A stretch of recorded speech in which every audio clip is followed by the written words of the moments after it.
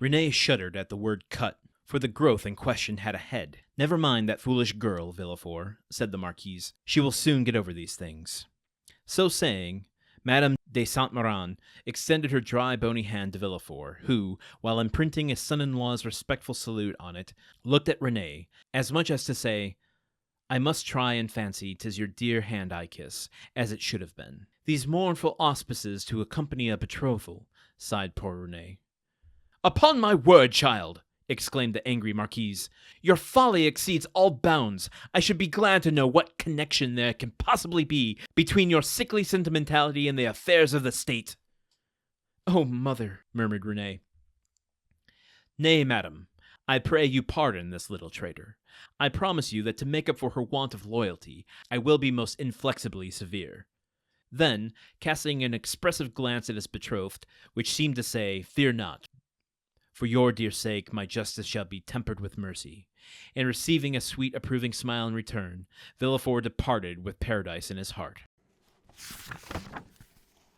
Okay, so, wow, there's just a little bit of a turn there at the end with Villefort, huh? Maybe this has all been a bit of a performance. He's telling the Marquise, like, don't worry, pump the brakes a little bit on chastising your child for having a heart, and, like, the mother's basically saying, what the fuck do your emotions have to do with state affairs? And Renée is just like, oh, I don't want anyone to get hurt. And Villefort is like appeasing the Marquise, right, her mother, by saying, oh, yes, I'm going to be the most severe you've ever seen. Don't worry about that. So many heads are going to be rolling all over the place. You're not even going to know how to walk with all the heads beneath your feet. While he's kind of like winking over at Renée, going, you know what? Listen, don't worry about it. It's our wedding day. I'll have a little bit of mercy. I hear you. I understand you. I'll take that with me, and we'll just see how this situation goes. So, yeah, the kind of like all of the steam and vengeance and fire that Villefort was spitting throughout this chapter suddenly just takes a little bit of a softer edge right at the end as we go into chapter 7. Curious where we're going to go from here. We branched out this chapter away from Dante for the first time. Are we going to go back? I guess that would make the most sense, right? Villefort is saying that Dante is being held at his own house, an odd place for it, and he's being called away on urgent matter. I would assume that unless there's going to be a third element that we weave into this story before all of this, nonsense falls on Dante, that's got to be where we're heading next, right? I guess there's only one way to find out, and that's to start tomorrow's episode, which is chapter 7. No breaks here on the countdown of Monte Cristo. We just go right from one thing to the next. But you know what? Listen, let's take a little breath. We finished chapter 6. We're done with chapter 6. Hurrah! Chapter 6 has concluded. I said concluded with a T in there. That's weird. I want to take a moment just to kind of emphasize that this show is made possible by the contributions of our listeners. And I really appreciate you being here. I'm doing this for all of you as much as I'm doing it as a distraction for myself for the next 4 years. But I really appreciate you listening, and I want others to find the show. I want to grow a bit. I want to be able to do bigger things. I don't know what those are yet. I want to hear from you.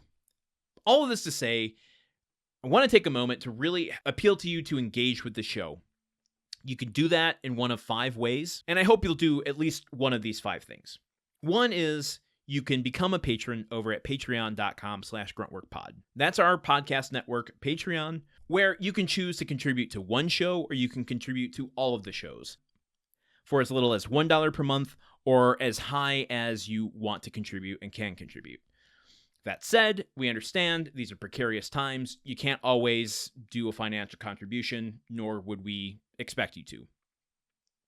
The second way that you can help support us is by leaving a rating or review on Apple Podcasts. Even if you don't listen there, it helps get the show in front of new listeners, dealing with the algorithm and all that stuff. Leaving a 5-star rating and a review really just helps the algorithm earmark this as important and helps to usher it in under the recommendations of other shows. So please do that. And if you don't listen on Apple Podcasts, you don't want to engage with Apple, I get that. Rate us wherever you do listen to us. It really, really does help others find the show. The third way you can help support the show, you can follow us on YouTube. If you're listening to us in audio format, you can go over to the YouTube channel, The Countdown of Monte Cristo, subscribe to us there, leave comments there, because that will help others find the show as well. The fourth way, and maybe the most important way that you can support the show, is by telling someone about it. A word of mouth recommendation goes the furthest to actually getting someone else to listen to the show. Now, I realize explaining what this show is to somebody is a little weird, and I don't want you to feel weird for listening to the show and telling others that you've listened to this show. I don't have a solution to you for that, except embrace it. I have. But you know what? If you don't, that's okay. I totally get it. I still appreciate you being here. But if you can, just text an episode of the show to somebody, email it, tell someone in a conversation. You know what? Write it on a little piece of paper and leave it on a park bench. It doesn't matter how you do it. If you give a recommendation directly to someone, they are more likely to listen to the show, and that really goes a long way. Then it's my job to keep them hooked. So let's work together on that one. The fifth and final way that you can do to support the show is to join our Discord community for all of the podcast network. But each show has its own channel there. So if you only want to engage in the Countdown of Monte Cristo or the Count of Monte Cristo and have like book discussions, have chapter discussions, we can do that on Discord. I would love to see you there. I'd love to hear your opinions. You can find the Discord invite on our website, which is countdownofmontecristo.podbean.com. Okay, that's all I've got. Go enjoy the Chapter 6 story audio only over on Patreon if you are already a patron. We really appreciate it. Otherwise, we'll see you here tomorrow as we start Chapter 7 of the Count of Monte Cristo. Okay, goodbye. The Countdown of Monte Cristo is part of the Gruntwork Podcast Network. This show is produced, edited, and hosted by Landon Solano. The original text of The Count of Monte Cristo by Alexander Dumas. Theme song by Magic Solo. If you want to support the show and others like it, visit patreon.com/gruntworkpod. Thank you for listening. See you tomorrow.